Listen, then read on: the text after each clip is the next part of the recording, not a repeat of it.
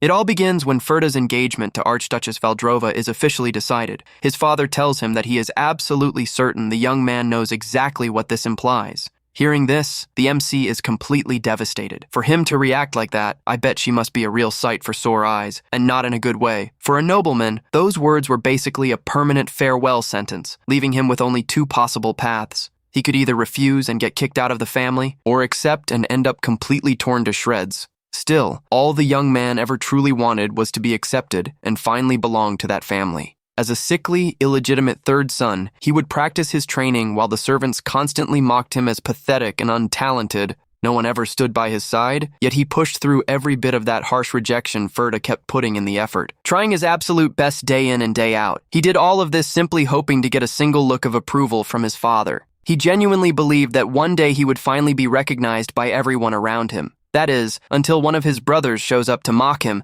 asking if he has completely lost his mind for taking up night training. He gets severely beaten and is told that he never even had the right to try something like that. The bully humiliates him further, calling him a filthy, blue-eyed outcast. He just wanted to be embraced as a real part of that family. But the truth of the matter was that things were never going to be that simple. In that exact moment, Ferda realized that everyone there had turned their backs on him a very long time ago. Realizing this, he makes up his mind and tells his father that he is leaving the family for good. His father just stares back at him with a freezing glare, showing absolutely no emotion or regret whatsoever. The man simply accepts it and sends him away, slamming the massive mansion gates shut behind him. He is strictly warned that from that moment on, he is no longer considered a Roznova. With a trembling hand, he laments how his father knew about all his hard work and still threw him away like trash. An overwhelming rage consumes the young man, completely transforming the look in his eyes. He swears to himself that he will never, ever forgive his father for what he did.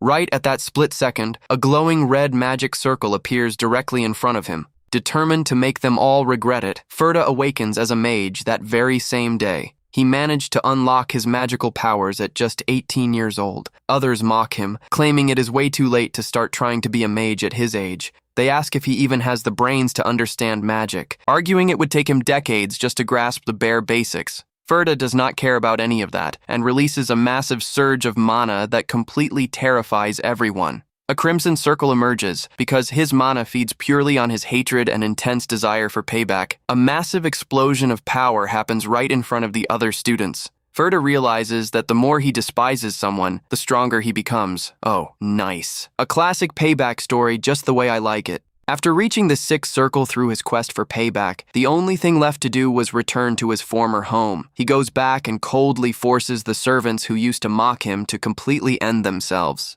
Next, Ferda makes his two older brothers turn on each other with absolute hatred. The bitter animosity between the brothers continues until they both end up completely destroying one another. Finally, he confronts his father, the man he despised the most, who is now down on his knees begging for an end to it all. While his father begs for the final blow, Ferda forces him to take a good look at the total ruin of the family he built. The man's mind completely breaks down as he witnesses total devastation right before his eyes. With that, everything tied to the Roznova family finally vanishes into thin air. Wow, that payback arc wrapped up super fast. The MC is an absolute beast. However, his terrible, burning thirst for battle had not been fully quenched just yet. Several powerful figures step up to stop him, accusing him of wiping out his own bloodline and targeting innocent people. They declare him the public enemy #1 of the entire continent and vow to bring him to justice. But Ferda survives yet again and reaches the 8th circle, the absolute peak a human can possibly achieve. Now it is time for total world domination. He becomes an archmage, fully aware that people still despise him and will look for payback themselves one day. To crush any potential threat, he decides to pursue the 9th circle, the legendary realm of a demigod. While doing his research, Ferda uncovers the final ingredient needed to reach that 9th circle. He is left completely stunned, realizing it feels like a twisted joke played by destiny itself. The ingredient he needs happens to be the heart of the Red Dragon, Archduchess Valdrova. Okay, now everything clicks into place. The Archduchess speaks about how incredibly ironic fate can truly be. She points out that the very person who was supposed to be her groom ended up coming all this way just to strike her down and finish everything. The MC starts coughing up blood and demands that the tyrant Valdrova meet her end by his hands once and for all. The dragon mentions she knows people call her a tyrant, but she asks why that is. She explains she has never even set foot in the human world and asks where all this deep-seated hatred is coming from. Ferda flies into a rage and asks if she honestly believes she did absolutely nothing wrong. He screams that her obsession with finding a groom was the exact reason he was cast out of his family. She asks if that is really her fault, and Ferda instantly fires back with a loud yes. He claims her greed for a human ruined his entire life. Man, things are looking so rough for me right now that I would gladly accept a giant dragon waifu at this point. Hearing the young mage's harsh words, she simply responds that she understands Ferda is caught off guard, trying to figure out what is going on based on her sudden reaction. He decides to push it aside. As the brief pause gave him just enough time to fully charge his mana, Ferda prepares to deliver the final strike while she whispers that she finally understands everything now. Suddenly, the massive red dragon's sharp claws move with lightning speed. Ferda panics and quickly activates a magical shield to try and defend against the incoming strike. However, a loud, piercing sound echoes through the entire battlefield. Blood splatters directly onto the young man's face, leaving him completely paralyzed in shock. Ferda stands frozen as he sees that the dragon has driven her own claws straight into her chest. He wonders why on earth she would harm herself in such a brutal, shocking manner. She asks if his magic truly requires the heart of a dragon to function.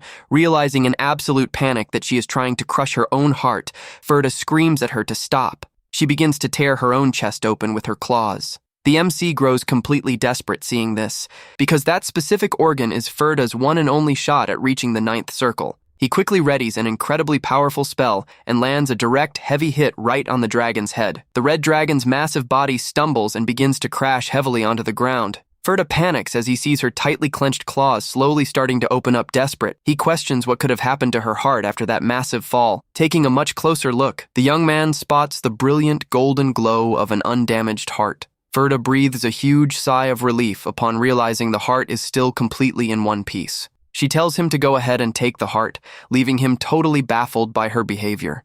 Ferda questions Valdrova on why she would go to such extreme lengths instead of just finishing him off. She answers that she did it because her very existence made his life completely miserable. Man, I am actually starting to feel really bad for her. Poor girl Valdrova begins to look back on her incredibly long and lonely journey through the world. She reveals that she absolutely loathed herself and the violent bloodlines pumping through her veins. She hated the uncontrollable urge to tear everything apart for no apparent reason at all. Valdrova utterly detested that destructive side of her that absolutely nobody could seem to stop. While in her human form, she would quietly observe the terrible aftermath caused by her own awful actions. The Archduchess laments that her mere existence was already more than enough to terrify everyone around her. She feels that her foolish dream of chasing happiness only brought immense suffering to so many people. The massive red dragon sheds a single silent tear in her final remaining moments. She says she hopes he can find true happiness through her, noting it is the absolute last favor she can do for him.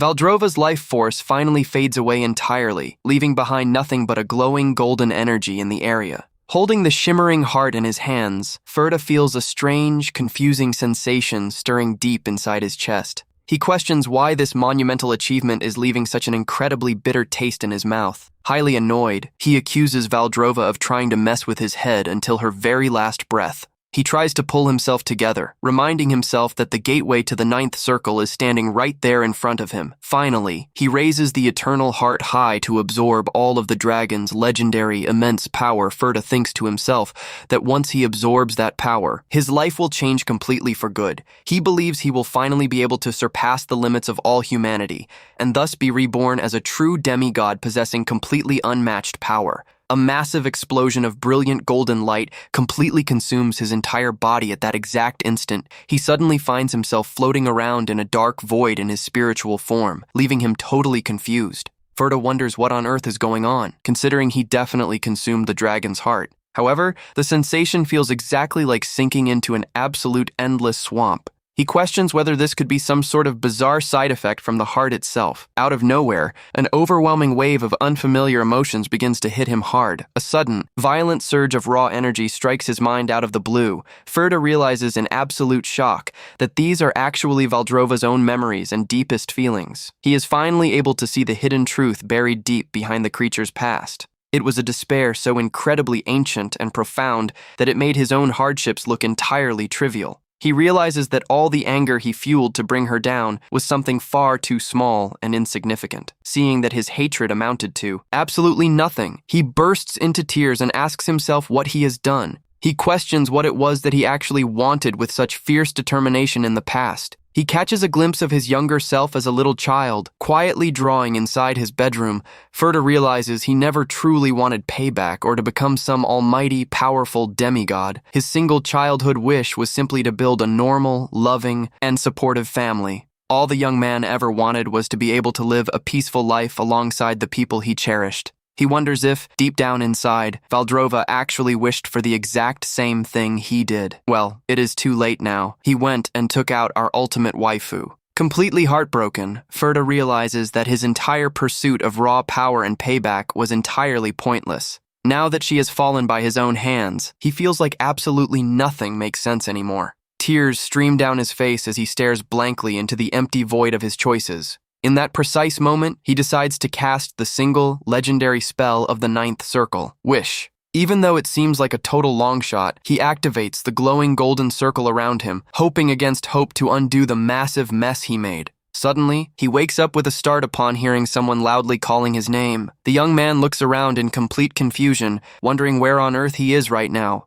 His father, Arambalt Rosnova, complains that he is completely daydreaming while his father is speaking directly to him. He remembers that the man had passed away completely broken, and suddenly realizes he has traveled back in time. His father repeats that his engagement to Archduchess Valdrova has already been officially decided. Man, I am so hyped our waifu is officially back. The man reinforces that he is certain Furta knows exactly what that means. He knows that if he turns down the engagement, he will end up getting kicked out of the family for good. Taking a firm step forward, Furta confirms to himself that he really has returned to the past. He simply looks straight at his father and tells him that he fully understands the entire situation. Determined not to run away this time around, he announces that he will formally accept the engagement. Honestly, with how stunning that dragon waifu is, even I would marry her in a heartbeat. The second son, Hukin Rosnova, is completely shocked to hear that he actually agreed to the arrangement. Hukin asks the servant if he heard that correctly. Since he fully expected his brother to beg for his life,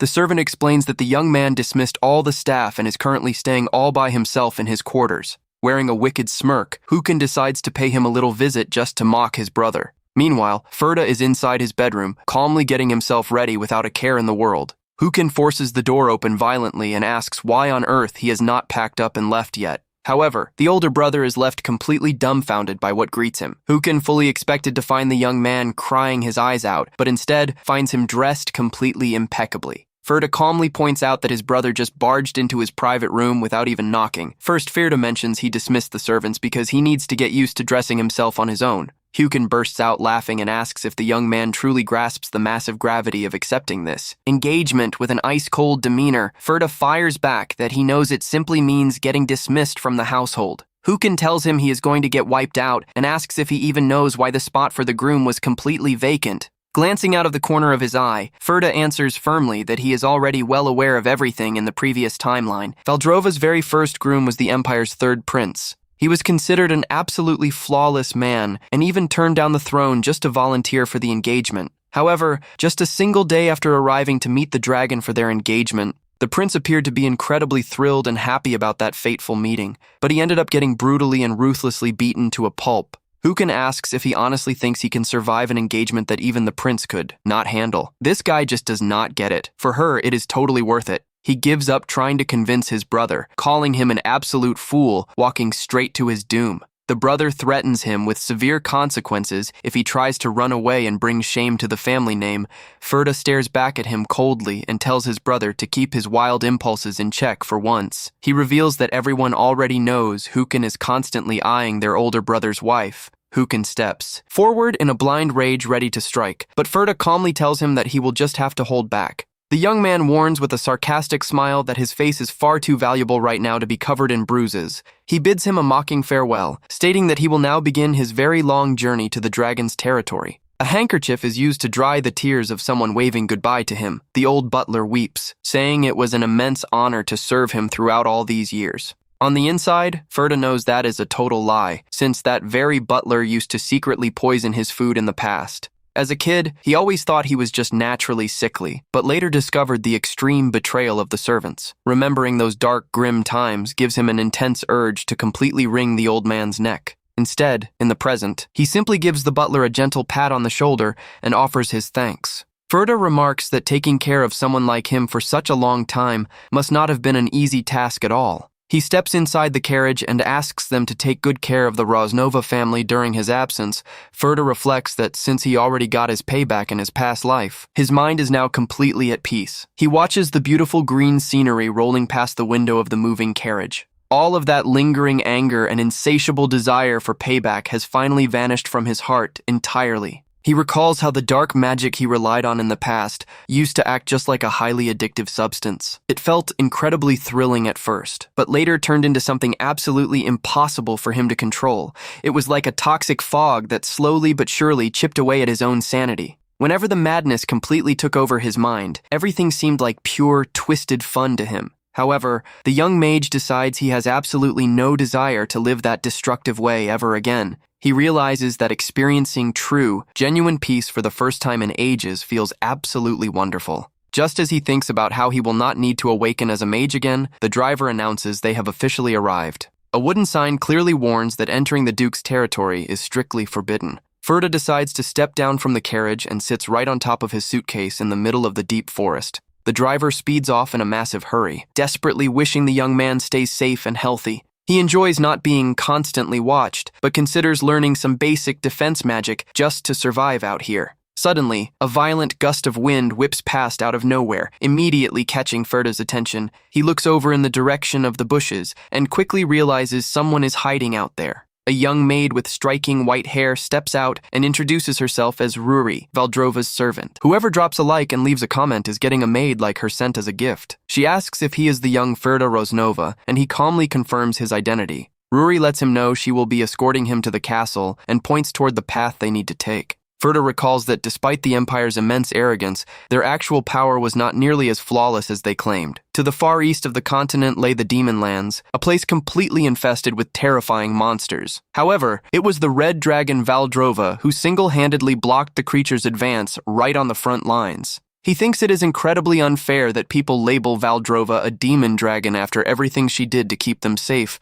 He notices ferocious wolves are quietly creeping closer through the shadows of the dark forest. He knows that in front of a dragon, those cowardly monsters would never have the nerve to strike. Noticing the young man's tension, the maid states in a cold tone that he has absolutely no reason to worry. She guarantees that the creatures will not attack as long as he stays close to her, and he thanks her. Ferda asks how much farther they have to walk, and she replies that it will take roughly 2 hours. She casually adds that if she were all by herself, taking flight would get her there in about 10 seconds flat. Ferda notes to himself that she is definitely no ordinary maid. Ruri is an elite dragon kindred, born with unbelievable raw strength and incredible magical abilities. Knowing this fact, the young man decides to use this information to his full advantage. He suggests they just fly over to the lair, but she fires back that she would have to carry him. Ferda says he can handle the flight, but she coldly states that she simply does not want to do it. The young man falls silent while continuing to shake from sheer exhaustion from all the walking. He suggests taking a quick break to rest, but she strictly orders him to keep moving forward. Ferda makes a face, realizing he will not be getting any rest anytime soon. The young man reflects that the path to marriage is definitely never an easy road to travel. Finally, they arrive at their destination, and the maid knocks heavily on the massive metal door. Ruri announces in a loud voice to her mistress that her groom has just arrived. Standing outside, Ferda feels an absolutely crushing pressure radiating from inside the room. She tells him to wait out there while she receives the message, but he suggests speaking to her directly. Ruri glares back at him with pure anger, stating that someone like him has absolutely no right to stand before her mistress. Shortly after, the maid returns with her hands neatly clasped to deliver the official message. The dragon's message praises the young man for traveling so far, despite knowing her terrifying reputation. However, Valdrova firmly states she has zero interest in an engagement forced upon her by the Empire. She orders Ferda to turn back home, leaving the young man deep in thought over the immediate rejection. He knows that in his past life, he would have gladly accepted the offer to pack up and leave right then and there, but things are completely different now, because being here is purely his own conscious choice. Ferda confidently announces that he will not back down and wishes to move forward with the engagement. Facing her silence, he asks if she is not going to deliver his final response to her mistress. She then pulls out a massive pouch filled with gold coins to offer him. She praises his fierce determination and offers him riches in case he cannot return to his home. The purpose of the gold is to give him a fair shot at building a brand new life somewhere else. The young man answers coldly that he has absolutely no interest in wealth or raw power. He raises his hand and states that the only thing he truly cares about, at this very moment, is fully honoring the engagement directly with her, Archduchess Valdrova. The maid lets out a deep sigh and closes her eyes, completely running out of patience. Ruri readies her fist and charges forward, throwing an extremely violent strike straight toward him. She angrily demands that he get out of there immediately so he stops wasting any more of her time. Ferda comments that the message was incredibly brief, but she snaps back that those specific words are coming straight from her. She begins to manifest her sharp dragon claws and horns, threatening him if he does not leave. A terrifying, eerie green aura flares up all around her as she undergoes a partial transformation. He recognizes that intimidating presence instantly and realizes it is the legendary dragon Fear. Ruri states she knows filthy mortals just like him, who only care about pure greed and status. Ferda understands that it was for that exact same reason of greed that the third prince ended up getting wiped out. The prince only wanted to marry her to exploit the situation and completely subdue Valdrova. He was an absolute shameless fool to think he could easily hide his obvious greed. She takes a step forward, re-emphasizing just how incredibly arrogant that man used to be. Ruri slams him down onto the ground with immense force and tells him that to her, Ferda is absolutely no different. She asks if he wants to meet the exact same tragic end as the prince for trying to play her. Even pinned flat against the ground, Ferda lets out a slight, confident smirk. He begins to give his word right then and there, ensuring there is absolutely no lie in his speech. Ferda explains that he was not forced by anyone to come all this way, nor is he looking for any profit. He remembers back to when she handed over her very own heart to a selfish man like his past self. He is completely determined to stand by her side this time as Valdrova's true, genuine groom. He demands that she speak directly to him from now on, without relying on any go-betweens. The maid grows extremely irritated by the young man's completely bold and insolent tone. Ruri completely loses her temper and strikes, asking how he dares to spout such absolute nonsense. Suddenly, Ruri halts her attack right in front of Ferda, who remains fallen on the ground. She asks to be excused for a brief moment, and Ferda simply nods along. Watching the servant walk away, Ruri heads back inside the lair to report everything the young man said outside to her mistress. She finishes relaying the exact details of how determined the young man is to be her groom. The maid displays immense respect for her mistress, who is one of the 12 absolute rulers. The Archduchess asks with great curiosity if the young man truly uttered all those words. Valdrova is left thoughtful by the young man's actions and admits she is curious to find out who he really is. Man, she is way too gorgeous. I would not hesitate for a split second to marry her. She asks what the young man looked like, and Ruri answers that he seemed like an extremely weak human. The servant even stretches the truth, claiming he looks awful and suggesting they kick him out, but her mistress quickly calls her out. Ruri apologizes and admits he is handsome, but her mistress clarifies that was not what she was asking about. Letting out a long, heavy sigh, the servant finally confesses that the young man is no ordinary human. She explains that because she is a dragon kindred, she easily terrifies any regular mortal, but she notes that Ferda showed absolutely no signs of fear. Even after she unleashed her terrifying aura, Ruri concludes that the young man might actually be fully capable of looking her mistress right in the eyes. Hearing that, the Archduchess lets out a soft, gentle laugh, seeming quite intrigued. Valdrova mentions that this is wonderful news, leaving her loyal servant rather surprised. She finds joy in the idea of meeting a human who can face her gaze directly. The dragon thinks to herself that they might finally be able to look at one another in a normal, peaceful way. Ruri is left slightly confused by her mistress's reaction to the idea of acting normally. The Archduchess confirms her desire, leaving the servant in a quiet, reflective silence. Back out in the hallway, Ruri announces that her mistress has decided to proceed with the engagement. She leads the young man through the massive castle, stating she will show him to the guest room. Ferda steps into the quarters and notices the place is far cleaner than he ever expected. When he asks who takes care of the cleaning, Ruri reveals it is her, noting she is the only servant there. She stresses that she is the sole employee and makes it a point to address him strictly as a guest. Ferda questions the choice of words, but she warns him he will only be a groom after the official ceremony. He compares her to a loyal guard dog and asks when exactly the engagement ceremony will take place. Ruri explains that the event will be kept incredibly simple and private right inside the lair. Ferda simply nods along with her answer, remaining completely calm under her highly suspicious gaze. The young man begins to reflect on the 1-month deadline he will have ahead of him until the big day. Ruri keeps staring him down with her arms tightly crossed, making absolutely no effort to hide her dislike for him. She warns that the deadline serves as a strict trial for him to successfully prove his actual worth.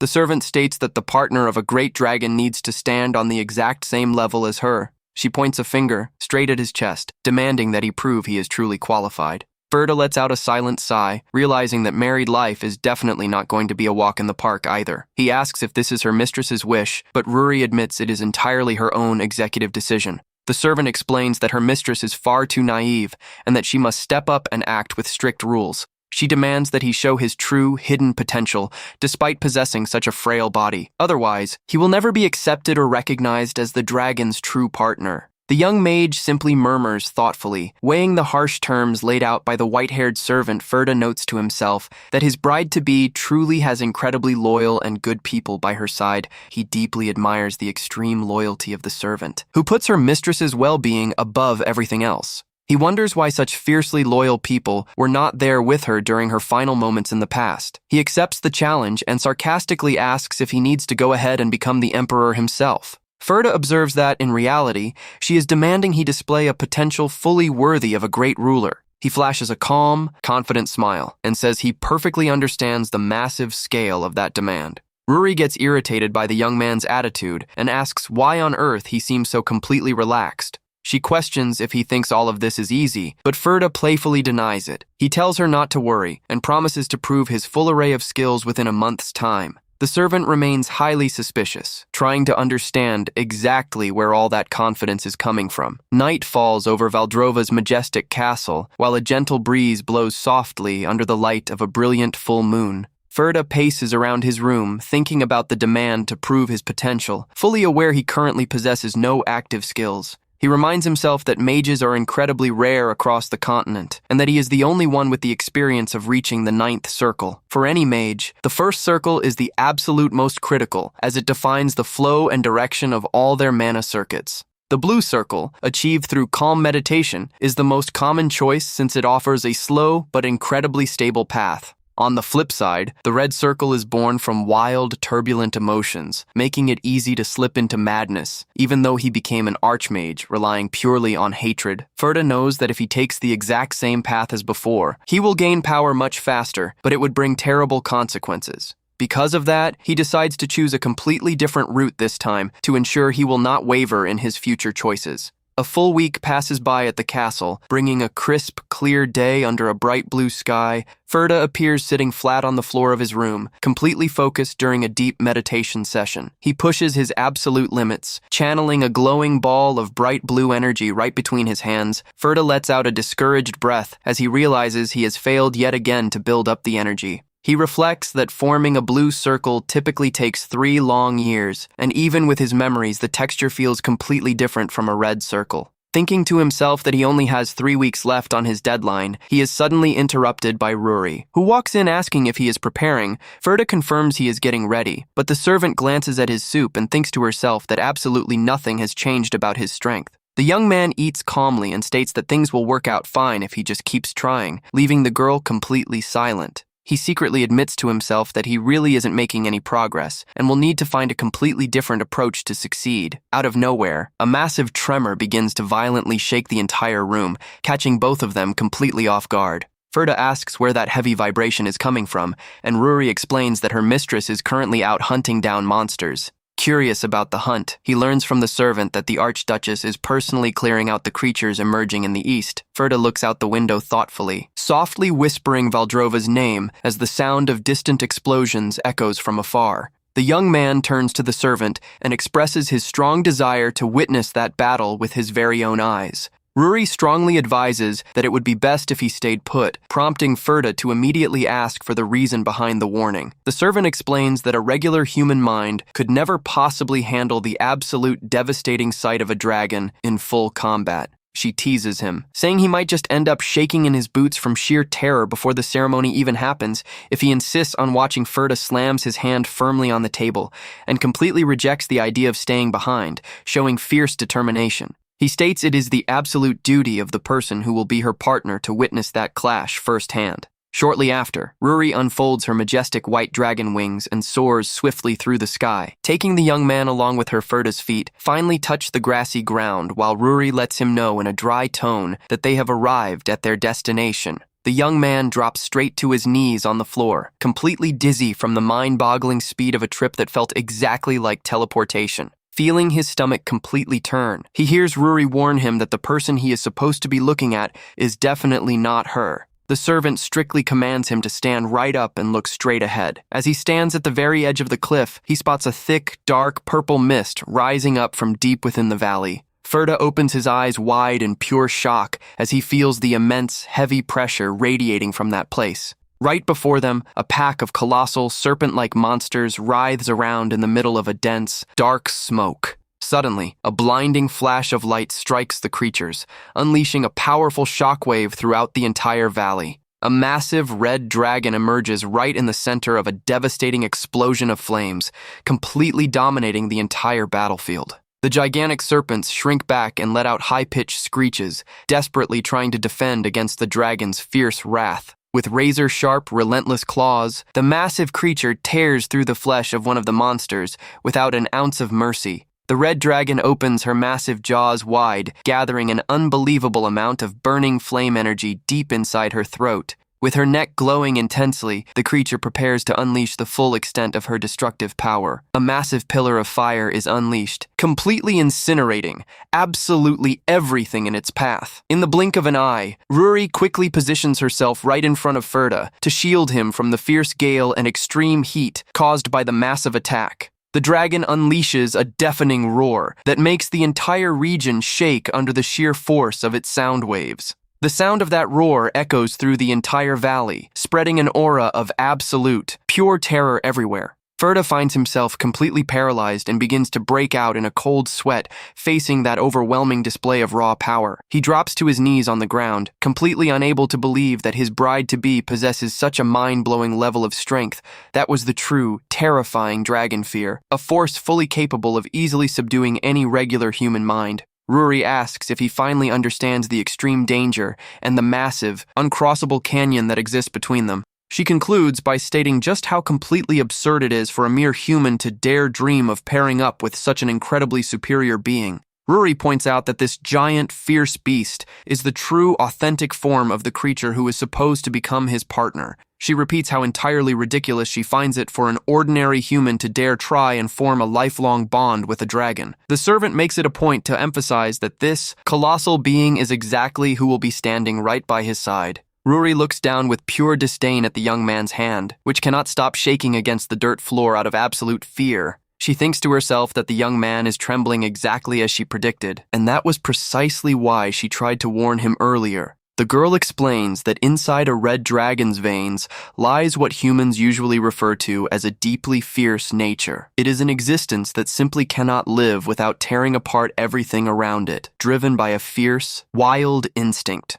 She warns him that he will be caught in the middle of that crossfire on a daily basis and asks if he finally grasps the true weight of being a dragon's partner. Ruri reflects that humans and dragons will simply never mix, and that her mistress will soon realize this wish is completely impossible. However, to the servant's absolute astonishment, Ferda lets out a gentle smile and whispers that all of this is truly magnificent. She is left completely stunned to see that instead of utter terror, the young man is staring at the scene with pure, unadulterated awe. The servant steps back completely horrified, wondering to herself if this young noble is some sort of crazy glutton for punishment. Night returns once again to Valdrova's castle, bringing a calm, serene quiet down upon the massive fortress. Ferda appears lying down in his quarters, thinking to himself that even though he was prepared, the actual impact was far greater than he imagined. His entire body is completely beaten down and exhausted from taking the direct brunt of the dragon's fear and powerful roar. He remembers how he was brought back, dragged along, and escorted without a single shred of gentleness by the servant.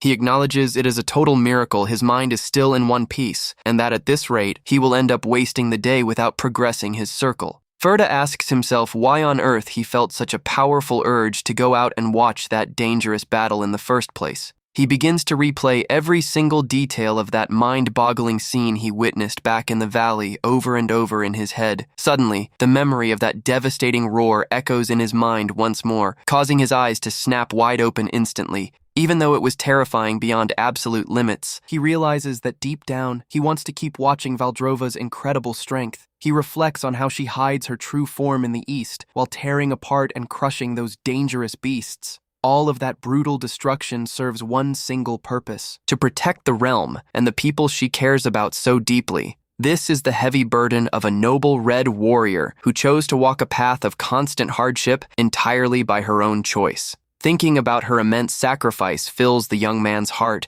with a deep, genuine, and profound admiration. He whispers to himself that he wants to become someone truly worthy of standing right next to a person as magnificent as her. However, he is caught completely off guard by a sudden, intense burning sensation in his hand and realizes he is on the verge of forming a red circle. Desperate, he tries to push away that angry energy, knowing full well he cannot repeat the exact same tragic mistakes from his past life. But as he looks deep into his spiritual sea, he notices something highly unusual happening with the gathering red energy. Valdrova's silhouette, dressed in her majestic armor, emerges glowing brightly before his highly focused mind. Ferda realizes that the energy surging right now is directly tied to his deepest feelings for the Archduchess. He notes that the more he thinks about her, the cleaner his circuits become, realizing this is definitely not fueled by anger or payback. Sitting in deep meditation, he tries to decipher this incredibly vague and peculiar emotion before it completely fades away. Filled with fierce determination, he focuses entirely on this brand new feeling, starting to tightly compress and spin the mana between his hands.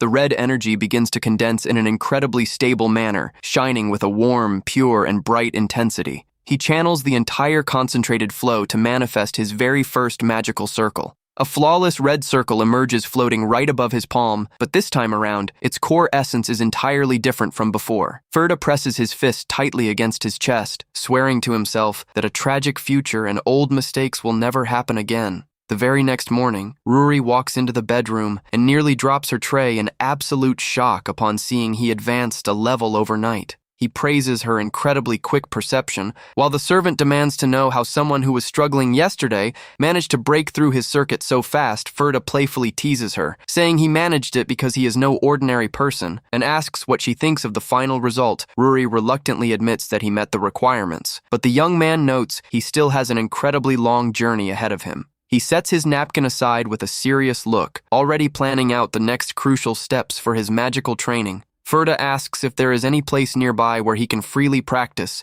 and test out his magical abilities. The servant begins sweeping the floor at lightning speed, getting absolutely everything ready in the blink of an eye. Standing with a proud posture, she presents a training field fully stocked with several target dummies completely ready for use. Highly surprised, the young man applauds her incredible efficiency for putting together a whole training area in just half a day. Ruri asks what exactly he plans to practice using just simple targets, and he explains he will focus entirely on efficient mana control. Confused, she mentions that to dragons. Doing that sounds just as natural as having to practice taking a breath. Ferda comments that other dragon kindred would find that thought incredibly wild, but she simply reminds him that she belongs to that race too. Ferda just stares at her in silence, not quite knowing how to respond to such a casual and natural attitude from her. He wonders to himself how someone born with such a gift could ever understand human struggle, and invites the servant to watch if she wants to see the training. He focuses his mind in front of the targets, reflecting that the core foundation of mana control is absolute stability, which is the traditional style of the blue circle. However, the young man reminds himself that his current circle is red, which changes his entire approach to it. He needs to stir up his emotions while simultaneously keeping them perfectly under control to draw out the true, hidden power. He recalls that in the past, it took him a whole year just to extract this unstable mana, and another full year to successfully condense it. That entire mana projectile technique, which he learned with so much sweat and blood in his past life, needs to be perfectly replicated right now. Amazingly, using all of his accumulated experience, he manages to pull off the exact same feat in a mere 2 minutes. Ruri opens her eyes wide in complete shock upon seeing a flawless sphere of mana created with absolutely zero waste on his very first attempt. Ferda points ahead, keeping 3 spheres of crimson mana floating in a perfectly controlled manner. With a highly focused and calm gaze, the young mage gives the command to fire the energy straight at the targets. The red energy projectiles shoot forward like flashes of lightning, cutting through the air straight toward the training dummy. The heavy impact of the mana blast causes a massive explosion that completely obliterates the first wooden target. He flashes a satisfied smile, confirming that thankfully he has not lost his touch or precision with his magic. Ruri observes him in absolute pure silence, with a look that blends deep suspicion and total, utter shock. Later on, Ruri reports everything she witnessed back to Valdrova, who praises the servant's hard work and finds it impressive that he awakened so quickly. The Archduchess admits she does not know exactly how incredible this achievement is and asks the maid for her honest impression of the young man. Ruri states the young man has been absolutely flawless since day one, and because of that, he seems highly suspicious and dangerous, leaving her mistress curious. She argues that no regular human would act without making a single mistake, concluding he must be hiding something truly bizarre, like being a weird glutton for punishment. Valdrova smiles, seeing the servant acknowledge a human like that, and comments that the young man truly does seem quite surprising. The Archduchess tells her not to worry and states she will try to trust the pure intentions Ferda has shown so far. Ruri falls deep into thought, sadly remembering that her beloved mistress had been deeply hurt by other humans in the past. She swears to protect her mistress's newly opened heart and fiercely desires to uncover what that young man's true intentions really are, taking full advantage of the moment. The servant suggests to the Archduchess that perhaps it might be a great idea to assign that special task to her groom Valdrova questions, with great curiosity, exactly what the maid is referring to by suggesting that task. The announcement echoes through the grand hall, alerting absolutely everyone to the formal entry of Ferda Roznova into the noble meeting. At the Eastern Border Coalition Assembly, the lords whisper in surprise at the sudden, unexpected meeting called by the Archduchess. One of them complains about gathering while monsters could strike at any moment, but the other reveals the reason is the arrival of the Archduchess's groom. Astonished by the news of the engagement, they wonder who the absolute fool was that accepted the arrangement, only to discover it is the Roznovas' third son. The nobles openly mock the 18-year-old young man, calling him a total failure who does not even know how to hold a sword properly. The leading lord scoffs at the entire situation, arrogantly commenting that the young man probably will not last very long out here. Count Olvera claims with a sneer that the groom will almost certainly be torn to pieces by the Archduchess, and the others laugh along in agreement. The massive doors of the hall suddenly swing wide open, revealing Ferda's silhouette under the bright light pouring into the room.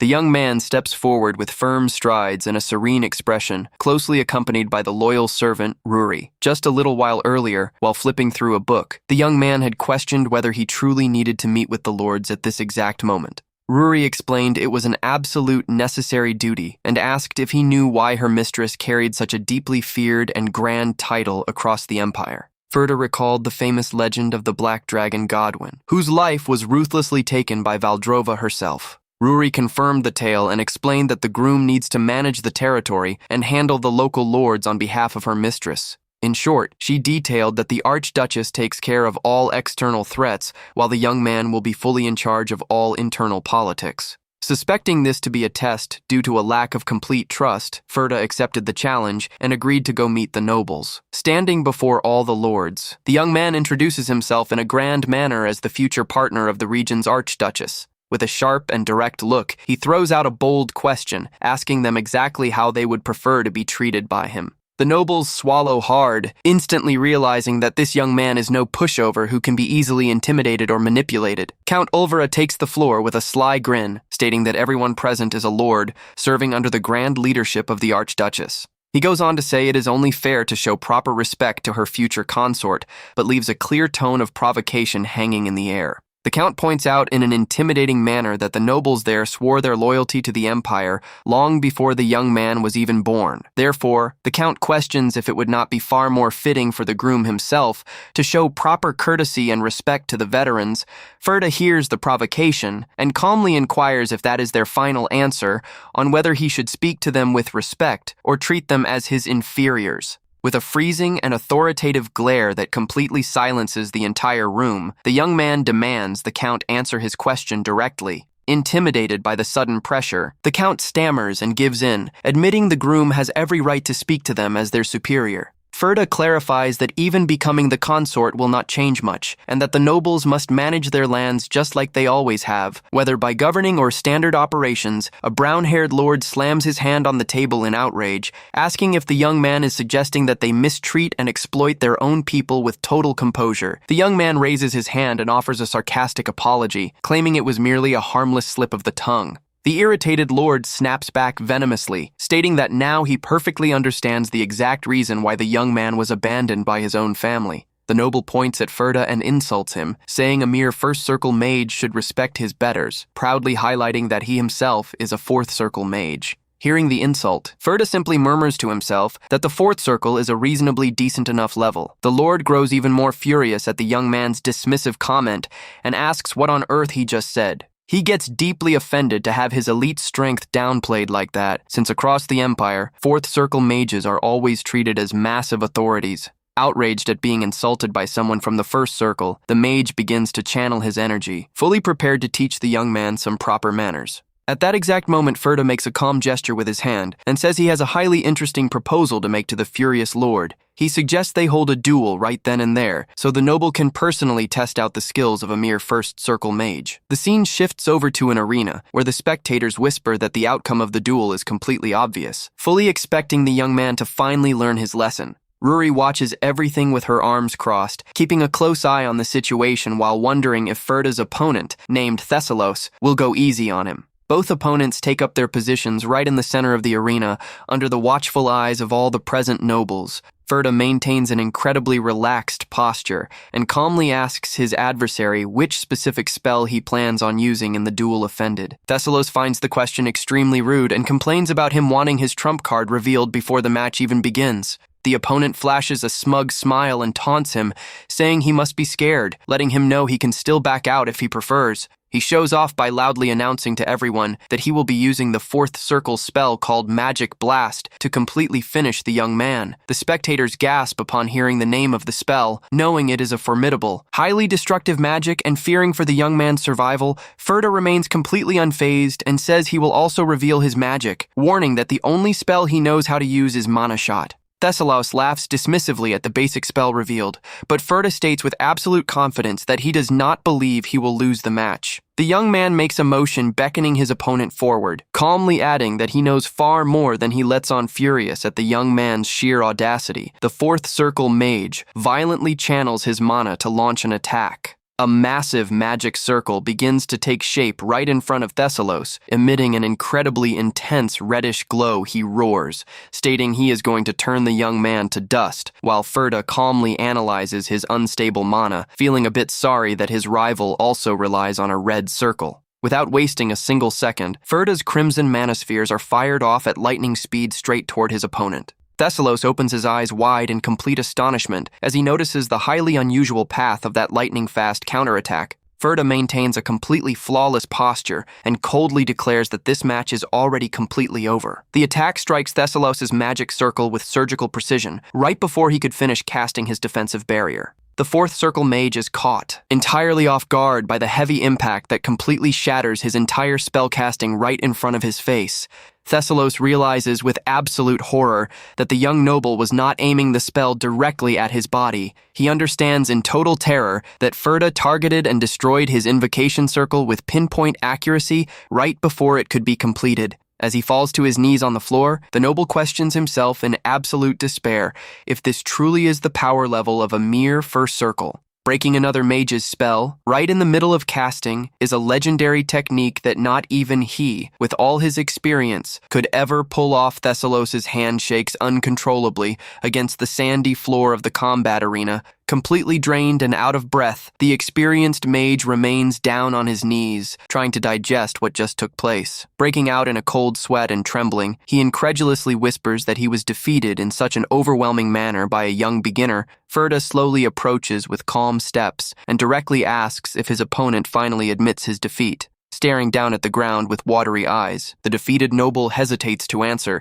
facing the immense weight of that humiliation. He swallows his own wounded pride and secretly admits deep down just how sincerely he wishes to become someone stronger. He bows down and loudly declares that he accepts his defeat, stating he would do absolutely anything to truly manage to evolve, hearing the foolish gossip from the nobles. Ruri coldly shuts them up by saying she will gouge out the eyes of anyone who cannot clearly see the groom's total victory. Thessalos kneels down right before Ferda, praising his immense genius and stating that the Eastern military power leaves him feeling much more secure now. The warrior mentions it is an absolute honor to meet the consort, while Ferda reacts thoughtfully upon remembering that the lord had been demoted from the imperial capital in the past. The young man asks if he truly came from the imperial capital and inquires what his full name is, hearing him respond that his name is Thessalos Walcher. Upon hearing the name Thessalos Walcher, Ferda finally remembers the exact identity of that man from his past life. He fixes a serious gaze onto the warrior and reveals that, in reality, the man had been his great helper in the past. The noble is left confused, asking when exactly they could have possibly met, but is quickly cut off by Ferda softly touching his forehead with his index finger.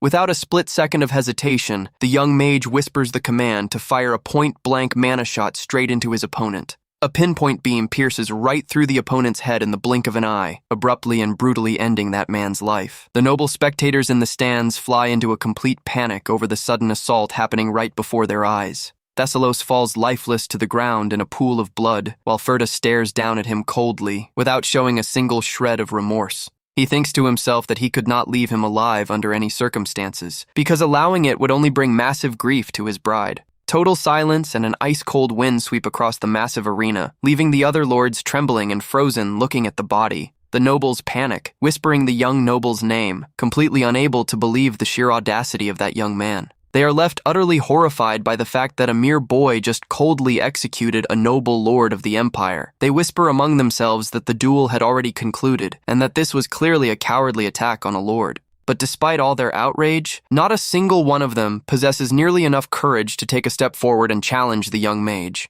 Ferda kicks the deceased body aside and dismissively asks why everyone is acting so incredibly tense over Thessalos' passing. The young man states that the man fully deserved his end, and that leaving him alive would only bring sadness to the Archduchess, leaving the Count totally confused. The Count inquires how on earth his passing would bring her sadness. Considering it was the very first time the consort had ever met with the border lords, Ferda flashes a dark half-smile and explains that Grand Duchess Valdrova sincerely wishes for humans to live happily. He emphasizes that she is a merciful leader and that Thessalos ended up acting entirely against her wishes, deciding to go inspect the dead man's private quarters. The young man adds that this offense would take place in the future, leaving the nobles entirely incredulous facing such an absurd justification for an assault. The nobles mentally label him a complete madman, but Ferda warns them they do not need to worry, as he does not care what anyone else does. Shortly after, a carriage travels at high speed down a highly uneven, bumpy dirt road. Inside the vehicle, Ferda rests his head in his hands, feeling extremely sick and nauseous from the heavy rocking of the trip.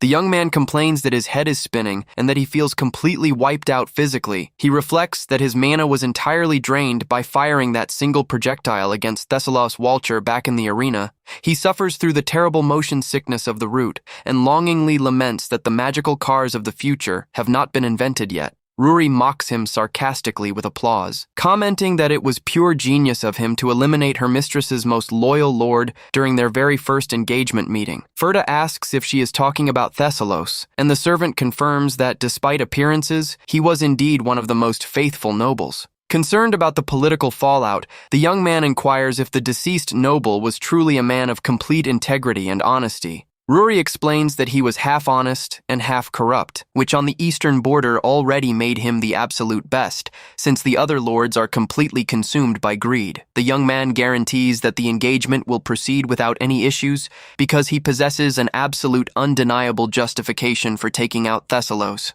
He rests his head to the side with a thoughtful look, carefully mapping out his next moves. He stares at a sealed bag sitting right beside them and reflects that if his memory serves him right, the proof will be at the deceased man's castle. The carriage approaches the majestic castle of the Walcher family under the golden light of a beautiful sunset. Upon entering, the old butler of the Walcher estate greets them with a respectful bow, welcoming the messengers of the Grand Duchess. The butler lets them know his master is currently away, but Ferda bluntly states that he is gone for good, completely shocking the servant. Without wasting any time, the young man throws the tied bag straight into the hands of the startled old man, who asks what on earth this is. Ruri points and coldly orders him to hang that package up in a highly visible spot right on the castle gates. The butler peeks inside the bag and shrinks back in absolute panic upon recognizing the severed head of his very own master. Meanwhile, Ferda and Ruri barge straight into Thessalos' personal quarters, which look exactly like a luxurious suite. Ruri mentions he had better find concrete proof of corruption, and Ferda jokingly reminds her that she herself helped him handle the body. She threatens to go retrieve it to call off the engagement entirely, but Ferda cuts her off as he discovers a hidden trapdoor right under the bed. He feels around the wooden floor, searching for some sort of hidden mechanism or button